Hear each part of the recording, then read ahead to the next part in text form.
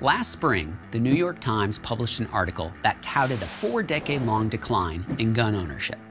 This article is often used by gun control advocates to argue that reasonable gun control is being blocked by a small but vocal minority. It's based on data from the 2012 General Social Survey that shows gun ownership in the U.S. has declined from 49% of households owning a gun in 1973 to 34% in 2012. This argument absolutely baffles me. First, the data is flawed at best and blatantly misleading at worst. It's based on self-reported gun ownership, and I think it's fair to say that a lot of smart, law-abiding gun owners aren't all that inclined to answer yes to a survey when asked if they have guns in their homes.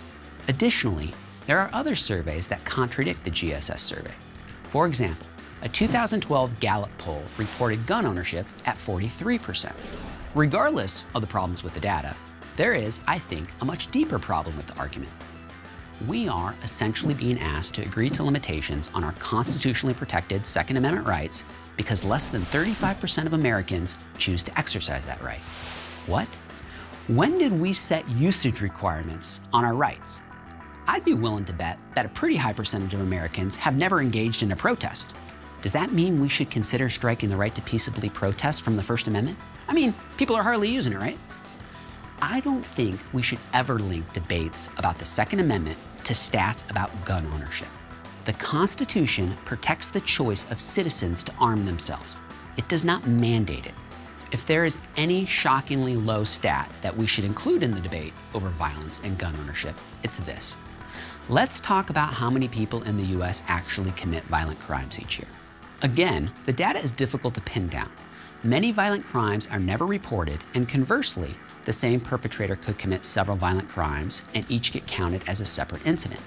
Still, according to the 2012 FBI crime stats, there were an estimated 386.9 violent crimes per 100,000 people in 2012. Even if we make the unrealistic assumption that each crime was committed by a unique perpetrator, that means that less than 0.4% of the population committed a violent crime. So, less than 0.5% of the people in the U.S. perpetrate violent crimes. Certainly, many of those don't involve a firearm. But even if they did, it still means that less than 0.5% of the population is using a gun to commit a violent crime. And yet, we are being asked to agree to more limitations on legal gun ownership, a constitutional right, because less than 0.5% of Americans abuse that right. Let me just summarize this for you.